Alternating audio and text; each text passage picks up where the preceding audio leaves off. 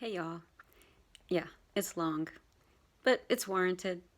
So I wanted to tell you that I am an advocate, and I made this channel to advocate for this mushroom, potentially in the future for the cause of legality. This one's legal, but others aren't. But most importantly, to be an advocate for those of you that have lived with a lifetime of anxiety and panic, depression, suicide, and drug addiction, alcohol, prescription abuse. So I hear you. You're writing, you're asking, and I'm here. So if you're in that community, this one's for you. And if you know anyone in this community, when you get to the end of it and you want to share it, help me advocate. So here we go. Oh, my shirt. I realized you only see the top line of it, and you're going to wonder what it says. It says, first I drink the coffee, then I do the things. Let's do the things. Hello, beautiful people. Some of you may be here because of the title of this video and you don't know anything about the Amanita muscaria mushroom and that my channel is devoted to that. Maybe you'll check it out or whatever. And those of you that are regular subscribers to my channel, you may wonder what this even has to do with the Amanita mushroom. But all will become clear. So I had a hard time starting this video, and even as I sit right now and I pushed record, I'm like, oh shit, here we go. Because it's such a deep issue and I'm so passionate about it that it has taken me a very long time of letting it swim in my head and in my heart. And it's been a long time. Well, it's been since day one of this channel. 6 months that it's been brewing. And now is the moment that I sit down to make this video.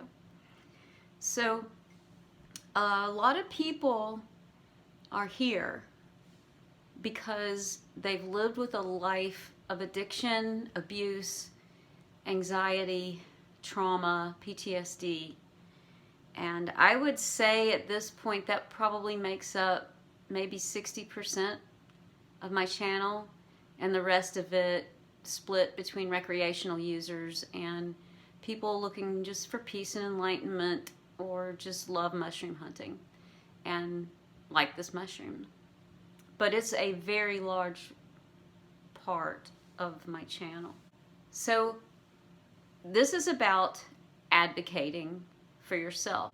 If you have come from a life of abuse and trauma, if you are a person of color, if you are female, if you are part of the LGBTQ community, if you come from and were born in a war-torn country, if you live in a country that is a dictatorship that has treated its people badly.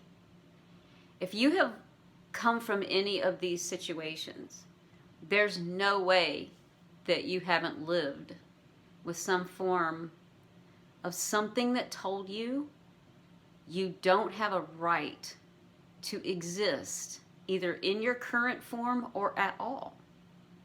And as an autist, the suicide rate in the autistic community, I don't know what the statistic is. I have a hard time remembering numbers, but it's higher than the rest of the population. And so I am a member of that community and the female community, but also the community that has lived with abuse and trauma and has lived with a lifetime of life-debilitating panic and anxiety, which is why I was on Klonopin for 10 years. Survival has layers, and if you have not lived in any of those communities or suffered any of those things, then you're at what I just call zero. You're at even, and you have a sense of self. You believe that you have the right to own your body and your place in the world, and you live through that. Then you can start to rise above that position and start to advocate for causes you believe in, and some of those may be other humans and their life circumstances and condition. And some of you may be fighting for other animals on the planet, and some of you may be fighting for the planet as a whole. But you can't do that if you can't first get to zero. And so if you are coming from a place of a life of debilitating panic and anxiety, if you're coming from anorexia and bulimia, if you're coming from PTSD, if you've been in wars, if you've come from a place of childhood abuse, any of those things that are going to cause you to live with debilitating anxiety, or if you're living with drug addiction, you got there because of abuse of all of these kinds. Your body is getting a strong message repeatedly throughout your life that you do not deserve to be here. You don't deserve to be alive. You don't deserve the basic necessities: food, clothing, love, shelter, protection. You don't deserve to ask for your needs to get met. And if you are told that, either shown that, starved of those things, or verbally told that, then that very young child at a very early age knows, I don't deserve the basic things that will ensure my survival. And that will cause anxiety. It will kick that fight or flight thing in. And I've made a video on the fight or flight response. And when you grow up in fight or flight, you're growing up in a constant state of fighting for survival. Well, it's a built-in mechanism in our brain that if you're constantly having to fight for your survival, you can't maintain that, and that shifts into depression, and that begins the downward spiral of that living organism no longer being able to fight for their survival. And animals know this. We know that animals in stressful conditions will go and die. And because it's so energy expensive to live like that, the body and the brain knows that isn't going to work long term. You're not going to make it. And depression is emotional pain, just like physical pain is pain to let you know you need to deal with this. Depression is emotional pain saying you need to pay attention to this, as is panic and anxiety. And when you can't, when you continually are not allowed to fight for your survival, and it becomes pointless time after time, then the brain and the body shift into a place of hopelessness, because you are really hopeless. It's really a hopeless situation. It's a pointless situation, and you are told that repeatedly. When you're told that repeatedly, then the only normal reaction is hopelessness. This is a hopeless situation. Hopelessness, depression. Same thing. It's not wrong. So if you are raised in a position of abuse and continually shown you're not worthy and that your needs are not going to be met, you will find that normal until you don't. Until you can finally see it and you're not repeating it every day in your grown life. So eventually, hopelessness around the teen years starts to become bouts of suicide, suicidal thoughts, suicidal ideation. That is the result of an organism that has tried to fight for its survival until it realized, hey, this is not ending, and this is pointless and hopeless, and we're not going to make it. It's a very matter-of-fact situation. So most of you that are here and watching this can probably relate to your first thoughts of suicidal ideation happening in your teen years. It's not because of hormones and teenage angst. It's that that's about how long it takes for a human organism to finally realize the futility of the situation and maintaining and fighting for a sense of right to be in your body.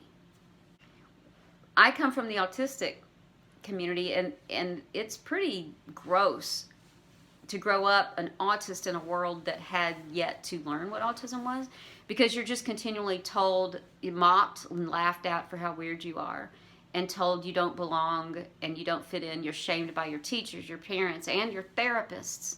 And no matter how hard you work, when you still don't get it, you're told you're a narcissist because you don't care about other people, because you're hurting people with the way you're being.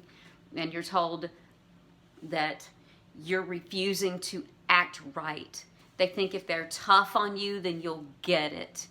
And all that space and time that you need to be alone, and you need the silence, that you're being selfish, rude, you should be social.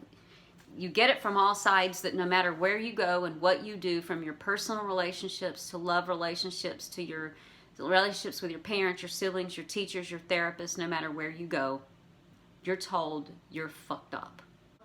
I have a lifetime of being shamed, and more messages, of being shamed for not fitting in those roles. So I have so many messages that my first bout of suicidal ideation was at 19, I think. And then I've moved in and out of that. And I absolutely understand what it feels like to no longer feel like you have the right to be here for any number of reasons. I mean, all of these reasons. And then, you know, the sexism and all that I don't feel like a victim about, because, geez, half the planet's going through that. Half of us are female. Battery's dying. One moment. Let me plug in. All right, we're back in business. So, you know, my whole life, I did not know that these things existed. So even into my 20s and all of my 8 years of therapy, I thought I was broken, and I had problems, you know, from all the abuse. And I learned what those were, how to set boundaries, how to be a healthy person, all of those things. And I learned some self-advocacy, and I learned some very valuable things about advocacy and fighting for myself, but also how to be a better person, how to set boundaries. But it didn't take away the fact that I was still non-binary, I was still autistic. And I left those therapies with my therapist saying, you know, if you're not going to work and you're not going to actually apply yourself, this is as much as we can do for you. Good luck. And I felt broken. And I wasn't changing anything about my life. I was still putting myself in these positions where I would still be told shameful things because I didn't know any better. And I continued to suffer. And because of everything I've explained to you in this video, the anxiety just kept growing, because I just kept feeling shame. And I'm not trying to talk about me. I'm saying this because I can't talk about you, because I don't know your particular path that got you to this point. So I'm hoping that you can say, well, my particular path, I hear what you're saying, because ultimately I had that same root thing happening to me. And I hope you're finding understanding in this, that no matter where you came from, when you get into your 20s and your 30s and you don't fix the root causes of the anxiety, you wind up in a position where you're either going to kill yourself, or you get on medication, or you drown it with drugs. That's literally the only option, because you can only live with debilitating anxiety to a point where you can't live with it anymore. You can only live with debilitating depression until you can't live with it anymore. And you must do one of those things. You take yourself off the planet, which you obviously didn't choose, or maybe you did and failed, or you get on something and drown it out, and it's something healthy or it's something not healthy. And so you wind up here at a place where the panic, anxiety, and depression is gone, but now you're left with a whole different problem, and that's addiction to a substance. And then you're still in a position where your whole body feels like it doesn't have a right to exist. And then when you try to get out of the addiction, what do you have to fight with? Because the only thing anyone ever has to do anything from is a sense of self. And before you can speak or even act in your own best interest, you have to have a best interest. You have to have a self. But when you are in a position of suicide and depression and then addiction, anyone would look at that and use the word, you need to fight for yourself. And for some reason, the world thinks that fighting for yourself is okay. You need to fight for your survival. But the word fight against anything else is negative.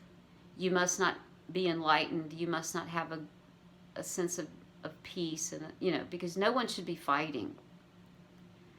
But if we have no one fighting to change all of these harmful things that are happening to humans, we're not going to have change. So let me tell you a little story. So once upon a time, there was a woman. And now this isn't about me. It's a story. There was this woman, and she was beaten on a regular basis by her husband. And then he left her one day because he found her worthless and useless, and he had no respect for her. And she was devastated. And so she went to the wise man on the mountain, and she said, I don't know what to do. I did everything for this man. I did everything right, and still he hit me, and then he left me. And the wise man said, here, I want you to read this book, and I want you to sit here on top of this mountain, and I'll be back tomorrow. So she sat, and she read, and she slept, and she read. And the next day, she saw the man, and he came up the mountain. And before he said anything, he hit her on the head with a stick. And she's like, ow, why did... And he said, I will return tomorrow. Are you reading? And she said, yeah, but... And he left. And the woman was confused, but she said, well, I know that he must know what he's doing. I'll keep reading. And she kept reading her book, and she meditated, and she slept. And the next day, she saw the man coming. And he said, are you reading? And she said, yes. And then he hit her over the head with a stick. And she's like, stop hitting me. I didn't do anything. I'm reading the book. And he walked away. And it hurt, and she was confused. And she said, well, I'll keep reading. She read, she meditated, and she slept. And the next day, the man came up the mountain. And he said, are you reading? And she said, yes, but... And then he hit her over the head, and she, stop hitting me over the head. And then finally he left, and she's like, is this the only reason I'm here? This is ridiculous. I'm going to do what he says. I'm here to learn. So she read the book. She meditated. She slept. The next day, the man came up the mountain. He said, are you reading? She said, I'm finished. And he went to hit her, and she instinctively put her hand up and grabbed the stick. And then she pulled her hand away. And he said, you have learned. You may go.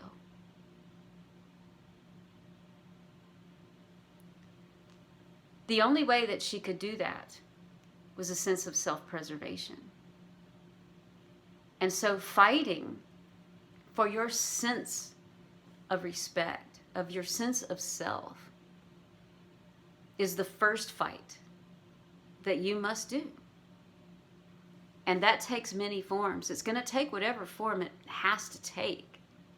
And a lot of times it just starts by saying, you know what?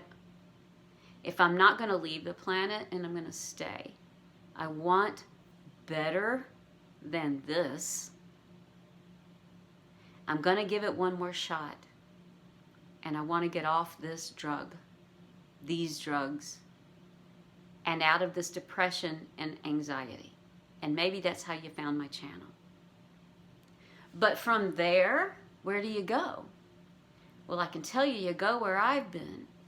When you finally get rid of the drugs and the panic and anxiety and depression, you go, wow, oh my God, now what?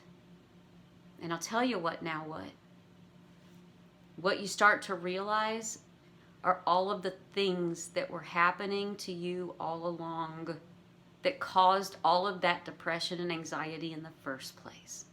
You may not be in your home of origin or that war-torn zone anymore, but what you've realized is you've repeated that behavior in your life.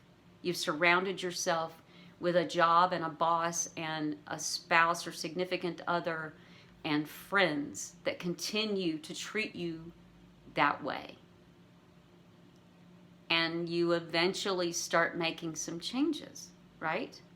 If any of you have done any entheogens, one of the first things that people tell me they come out of that experience with is a sudden intolerance for bad behavior. And people take that in two directions. They say, you know what, I'm done with this job, and they get another job. They say, I'm done with this relationship. Or they say, you know what, you need to treat me this way. And with their friends, they say, you know what, I'm not like that anymore, I'm like this. And those friends don't like that change. They shame them, they fight back, they push back. And then that person says, okay then, I can't be with you anymore. That is the second thing that happens after you find your sense of self, is you finally start saying, I can't live like this anymore. And you start to better your life and your surroundings. You start to fight for yourself. Well, what happens when those people push back? Most of the time that's intolerable, but you start to suffer for it. Because people call you angry. They say that you're trying to stir up trouble. They say that you're trying to get attention. They shame you. They gaslight you. They get other people around you to say, see, we all disagree with your behavior, because they don't say because, but the because is because you're making them uncomfortable, because they can't use you anymore for their needs. If you're fighting back against people that, if you realize your autism, people will say, but you don't look autistic. Well, you don't have an official diagnosis. Well, that doctor doesn't know what they're talking about. Well, you don't act autistic. They're denying what you know. And once you know, you know. If you're in the LGBTQ community and they push back, then they're telling you you're making them uncomfortable. If you're in a relationship and they push back for any number of reasons, they're saying, I don't respect what you need. I need you to continue to live for me. When you fight, you're fighting for normalcy. And if anyone can't respect that, there's your problem, and you need to use it as information. The more you declare what you need to stop suffering, the more the people around you should be your cheerleader. Because if they're not, they have no respect for you. They need you to continue on, even if it means you continue to live in stress, panic, anxiety, and depression. So let me tell you this. If you see someone trying to advocate for themselves, the only thing you should be doing is helping. And if you see me advocating, it's because I've managed to fight for my own right to be here, got myself to zero, advocated then for my own sense of respect and to be treated respectfully, went through the difficulties of having to remove people from my life, change jobs, friends, relationships, everything, which took years, to finally surround myself with people that love and support me. And now I'm in a position to begin advocating for others that may be in those populations or in populations that I don't know about, but still wound up with panic, anxiety, depression, and addiction. And from the very beginning, I made this channel for those people. And everyone has a responsibility to be an advocate for the earth, for animals, for humans, however you want to be an advocate. But who better to speak for a community than people who have been in that community? When you see someone anywhere advocating appropriately, help. If you can't help, be quiet. Watch, learn. Because it is so hard for people coming from a position of nearly dying because their own body's trying to make them die. It's so hard for them to crawl themselves to zero, much less to advocate for themselves, much less to advocate for a community. It is one of the hardest things for any human to ever do.